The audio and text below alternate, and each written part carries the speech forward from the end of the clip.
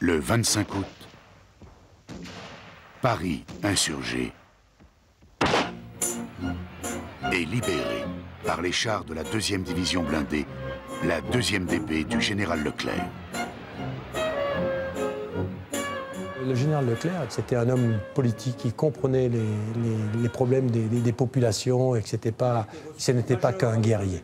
Ne serait-ce qu'en prononçant ces paroles du serment, il savait qu'il fallait donner de grandes choses aux gens, les faire rêver, je dirais, pour obtenir d'eux le maximum. Avec sa phrase « Ne dites pas que c'est impossible ». On sait que la jeunesse a besoin de héros.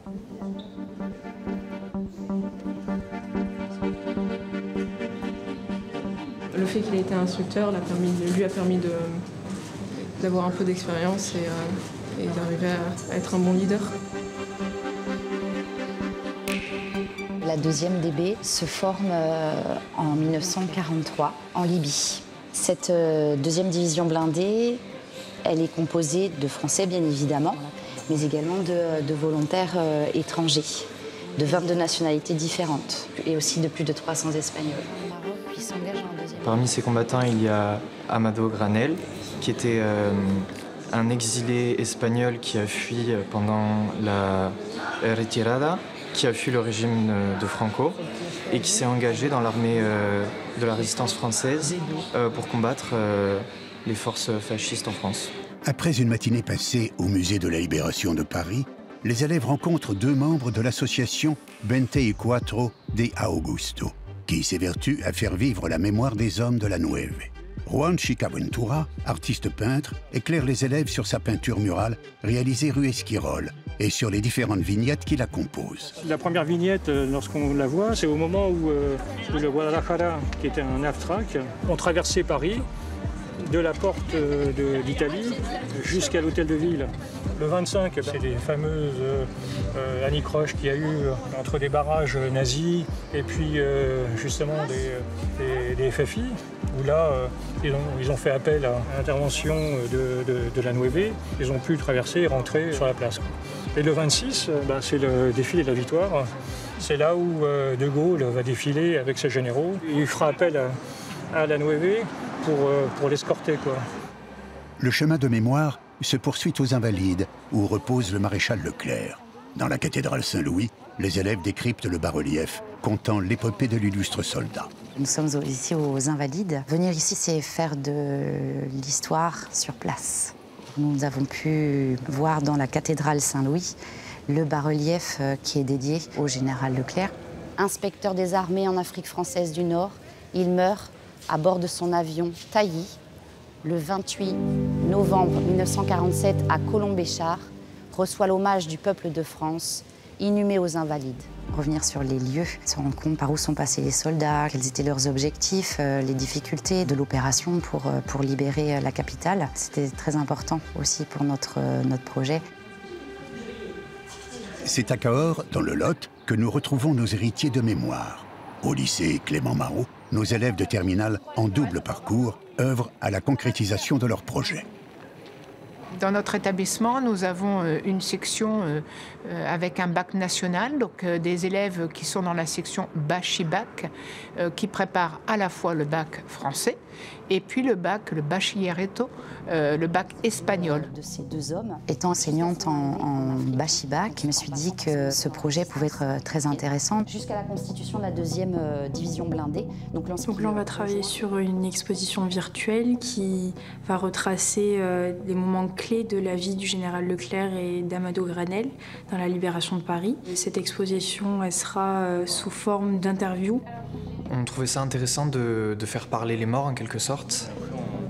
Les questions qu'ils poseront, ils me les poseront à moi et ce sera moi qui répondrai en tant que Leclerc.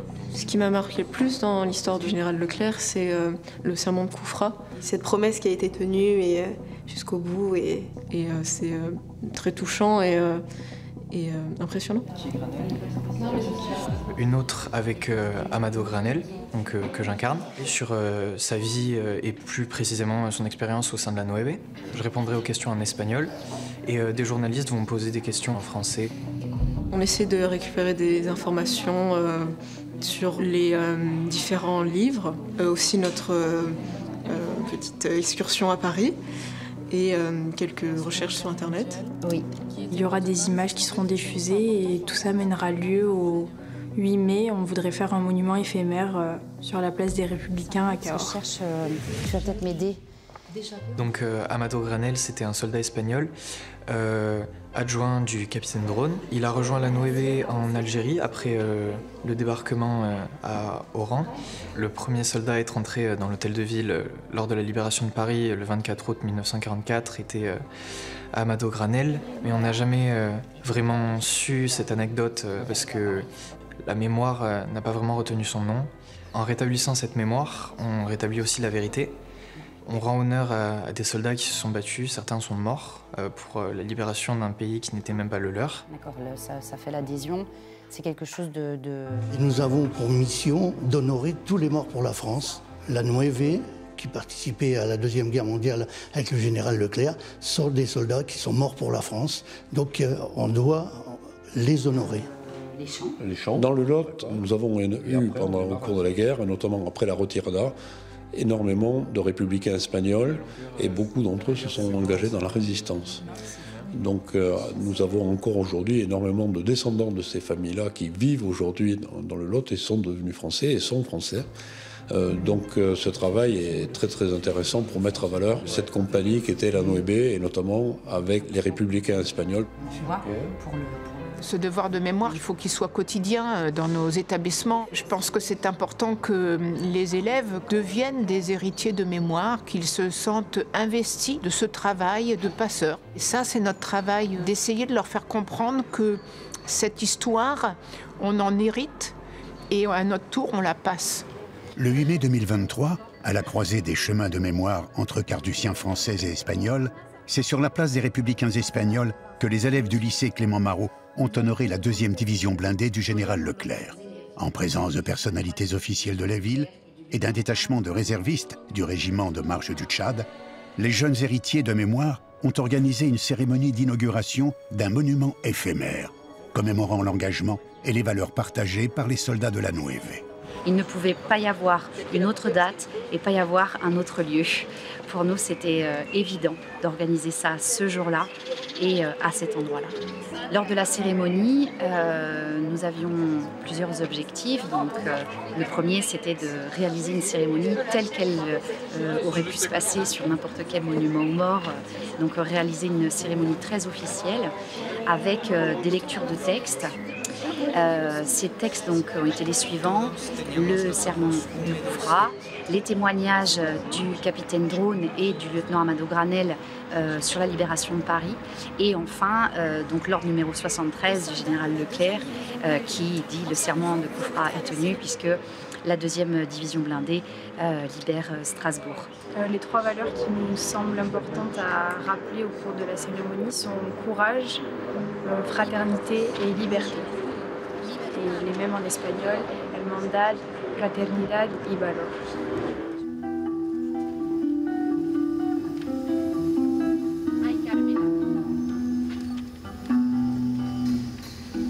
El ejército del Ebro, rumba rumba rumba bam. El ejército del Ebro, rumba rumba rumba bam. Una noche repasó, ay Carmela, ay Carmela.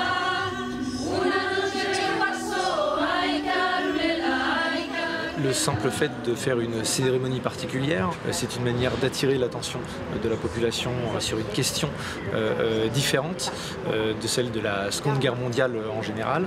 Et ils ont ensuite mené un projet qui consistait à créer un projet vidéo qu'ils ont projeté à l'hôtel de ville devant un public. Et c'est donc une manière particulièrement habile de mettre en avant non seulement la 2e DB, mais aussi les particularités de la Nueve. L'objectif au départ était d'échapper à l'occupation nazie. Je suis un soldat espagnol. Je suis né le 5 novembre 1898 à Burriana. Notre projet avait vraiment comme objectif de sensibiliser la population à l'histoire d'une compagnie qu'on connaît peu, qui met à l'honneur vraiment cette fraternité d'armes. Il fallait diffuser cette histoire et ça c'était vraiment la conclusion pour aussi reconnaître notre rôle d'héritier de mémoire.